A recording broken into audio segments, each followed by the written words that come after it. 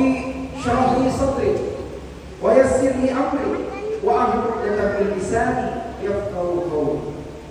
Fa ya ibadallah, usikum wa nafsi bi taqwallah wa ma'atihi la'allakum tuflihun. Hadirin sidang jamaah tarawih yang insya Allah senantiasa selalu dicintai oleh Allah Subhanahu wa Ta'ala. Insya Allah sampai pada malam ke-9 puasa ke-8 bulan suci Ramadan, alhamdulillahirabbil alamin, Allah masih memberikan kita semua berupa kenikmatan yang Allah berikan, yaitu berupa taufik dan hidayah, kenikmatan berupa kesehatan, kenikmatan berupa keimanan, apatah lagi berbicara Apa? nikmat keislaman yang alhamdulillah dengan modal yang demikian yang berada di tiap hati sampai orang-orang yang bertakwa kepada Allah, sehingga sampai saat ini kita masih bisa meramaikan masjid kita untuk mengikuti kegiatan sholat tarawih insyaallah secara bersamaan. Salawat dan salam tak lupa pula kita kirimkan kepada junjungan kita Nabi besar Muhammad sallallahu alaihi wasallam. Dialah Nabi pembawa kebaikan, mengangkat derajat manusia dari alam kebodohan, dari alam yang gelap gulita, dari alam yang penuh dengan kemaksiatan, hingga saat ini kita merasakan bagaimana sebenarnya mengetahui yang halal dan haram oleh contoh yang selalu diberikan beliau dalam hadisnya. Sehingga Bapak Ibu dan jemaah sekalian yang dirahmati Allah Subhanahu wa Ta'ala, senantiasa marilah kita terkhusus di bulan suci Ramadan selalu berupaya tidak lepas dari nafas kita untuk selalu bersalawat kepada Rasulullah SAW. Kenapa? Nanti ini adalah merupakan modal menjadi penanda untuk kita semua di yaumul akhir. Ketika tiada satupun pertolongan kecuali Allah Subhanahu wa Ta'ala dan Rasulullah memberikan kita syafaat untuk mengajak kita, melepaskan kita daripada siksaan api neraka dan menuju kepada surga-Nya. Hadirin yang dimuliakan oleh Allah Subhanahu wa Ta'ala, saya mengajak untuk selalu bertakwa kepada Allah Subhanahu wa Ta'ala. Dikarenakan implementasi daripada ketakwaan itu adalah mengerjakan segala macam bentuk perintah Allah Subhanahu wa Ta'ala dan menjauhi segala macam bentuk larangan. Salah satu ibadah di bulan suci Ramadan ini, di antara berbagai macam ibadah yang akan kita lakukan seperti tarawih, tadarusan, sedekah, infak, zakat dan lain sebagainya, ada satu ibadah yang paling penting dan wajib untuk kita laksanakan. Dan inilah barangkali yang akan menjadi salah satu ceramah yang akan saya sampaikan, yaitu tentang hakikat ibadah puasa. Hakikat ibadah puasa dalam Al-Quran, Allah Subhanahu wa Ta'ala berfirman, A'udzubillahi minasyaitonir rajim. Ya ayyuhalladzina amanu kutiba 'alaikumus syiyam kama kutiba 'alal ladzina min qablikum la'allakum tattaqun. Hai orang-orang yang beriman, diwajibkan atas kamu sekalian berpuasa sebagaimana orang-orang beriman sebelum kamu, agar kamu bertakwa. Firman Allah Subhanahu wa Ta'ala dalam Al-Baqarah 183 merupakan salah satu implementasi yang saat ini kita kerjakan. Kenapa seperti itu? Karena di dalam puasa adalah meningkatkan derajat ketakwaan kita semata karena Allah Subhanahu wa Ta'ala. Namun yang ingin kita bahas adalah tentang hakikat apa sih sebenarnya. Kita berbicara tentang hakikat ibadah puasa tersebut. Nah, di sini insyaallah kalau kita sama-sama bersabar, kita mendengarkan ada 5 poin yang saya usahakan untuk bisa diselesaikan diringkas, sehingga kita insyaallah nanti akan memperoleh bekal saya dan jamaah sekalian bisa saling mengingatkan dan menguatkan agar supaya kita bisa nanti menuju kepada hari yang merdeka atau hari kemenangan. Sebagaimana hari kemenangan ini tentu saja kita akan dilahirkan insyaallah secara fitrah dan secara bersih, dan kemudian kita akan meraih yang namanya derajat al-a'la. Yang pertama kita membahas bagaimana sebenarnya hakikat puasa. Hakikat puasa adalah berbicara tentang dari segala macam yang membatalkan. Secara lahiriah kita berbicara puasa jemaah sekalian, bahwa itu berbicara terhadap kita tidak makan, kemudian tidak minum, kemudian menahan nafsu syahwat. Dan ini punya waktu semenjak terbitnya fajar sampai terbenamnya matahari. Rasulullah SAW dalam sabdanya dalam hadis riwayat Bukhari dan Muslim menyampaikan bahwa puasa itu adalah perisai. Maka janganlah kalian berkata kotor dan bertindak bodoh.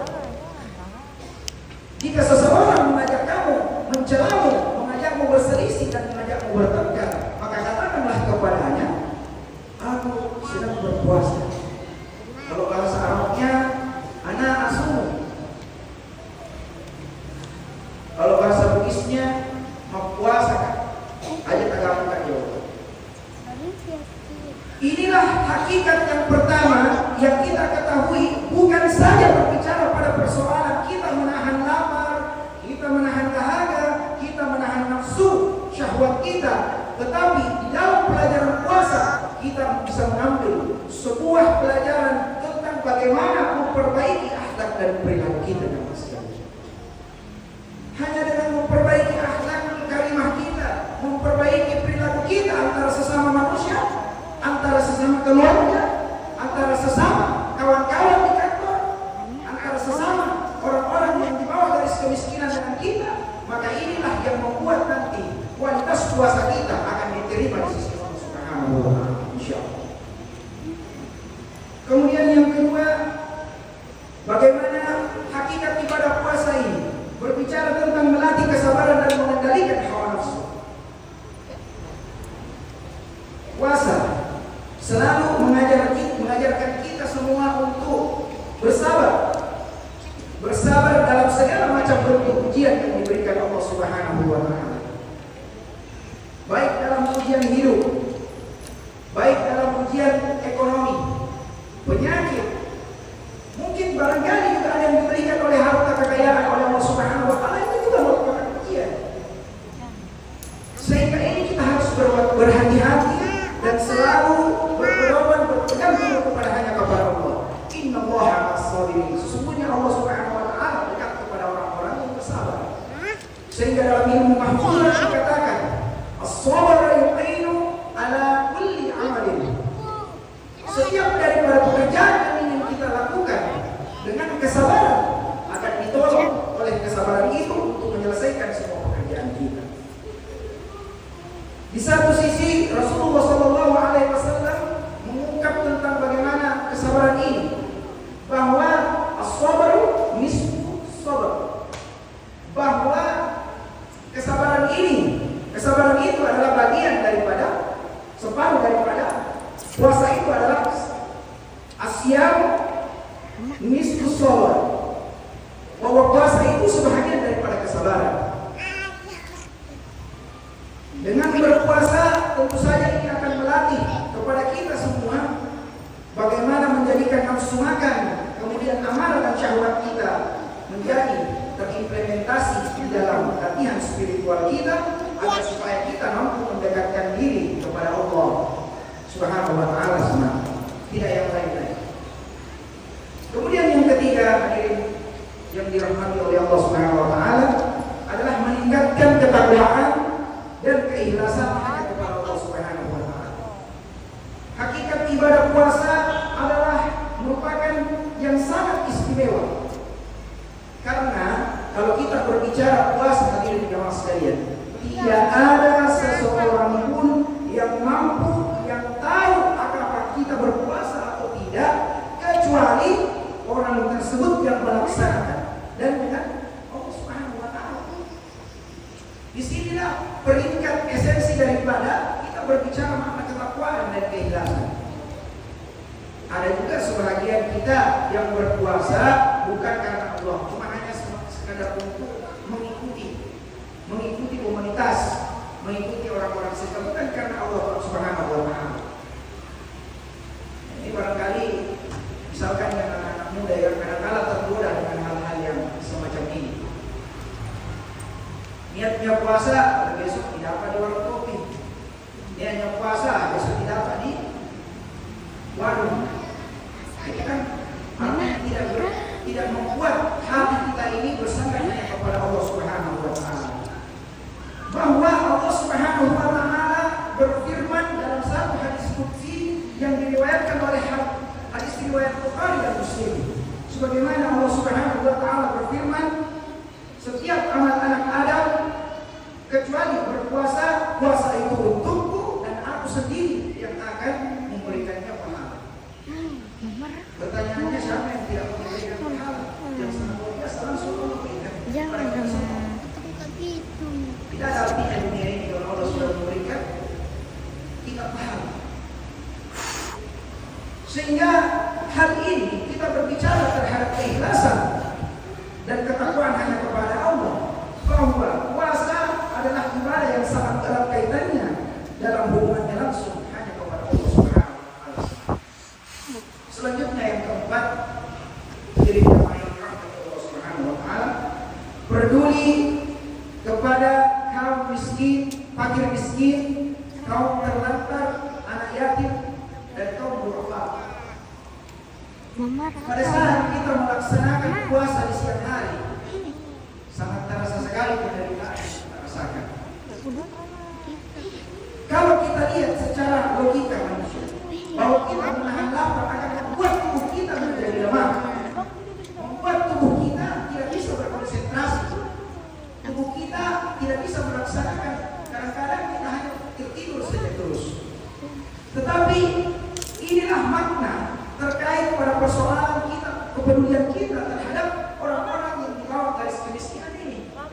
Bagaimana ketika mereka tidak makan pada siang hari, bagaimana mereka dalam satu hari untuk mencari sesuap nasi meminta-minta, kadang-kadang mengais sampah dan lain sebagainya.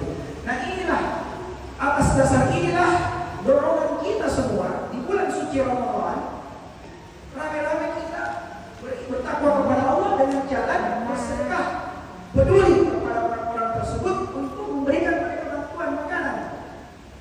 Entah itu barangkali yang tadi diumumkan oleh Bapak Panitia, entah juga kita ingin melakukan program sendiri, entah itu juga langsung atas dasar keinginan ada sedikit, walaupun sedikit cuma dan segelas air minum, itu akan bermanfaat buat orang yang akan langsung dibalas berlipat ganda oleh Allah Subhanahu wa Ta'ala. Sehingga hal ini kita bisa lihat bagaimana dalam surat Al-Hadid ayat ke-84, ayat ke-18 dikatakan bahwa sesungguhnya orang-orang yang bersedekah dengan baik, laki-laki maupun perempuan, dan meminjamkan hanya kepada Allah Subhanahu wa Ta'ala, maka dilipat gandakan pahalanya dan diberikan balasan yang berlimpah, sehingga mereka akan mendapatkan pahala yang mulia di sisi Allah Subhanahu wa Ta'ala. Salah satu contoh yang diberikan oleh Rasulullah SAW di tiap Ramadan dalam salah satu hadis, bahwa Jibril pernah ingin menyampaikan wahyu kepada Rasulullah SAW. Jibril dengan bangganya berdoa kepada Allah melihat Rasulullah SAW banyak bersikap dermawan kepada orang, makin ingin habis bulan suci Ramadan, maka Rasulullah SAW itu juga dengan giat banyak membantu. Nah inilah yang perlu kita contoh. Yang terakhir adalah berbicara tentang bagaimana bulan suci Ramadan ini membersihkan hati dan menghapus dosa-dosa kita di masa lalu. Bahwa puasa ini adalah sarana untuk jiwa dan membersihkan dosa-dosa kita. Sehingga Rasulullah SAW bersabda dalam salah satu riwayat Bukhari dan Muslim, dikatakan barang siapa yang berpuasa penuh dengan keimanan, maka akan diampuni oleh Allah Subhanahu wa taala dosa-dosanya yang telah lalu. Maka bukan saja kita akan mendapatkan pahala di sisi Allah, tetapi juga akan meraih yang namanya pengampunan dosa oleh Allah Subhanahu wa taala. Jemaah sekalian yang sangat dirahmati oleh Allah Subhanahu wa taala, mungkin ini sajalah cerita singkat yang akan bisa kita sampaikan. Semoga dari penjelasan tadi kita mampu memahami tentang hakikat daripada puasa, bukan hanya sekedar menahan lapar, tetapi juga puasa itu mampu melatih nilai-nilai spiritual kita dalam meningkatkan ketakwaan, kesabaran, mengendalikan hawa nafsu, serta mendekatkan diri hanya kepada Allah Subhanahu wa taala.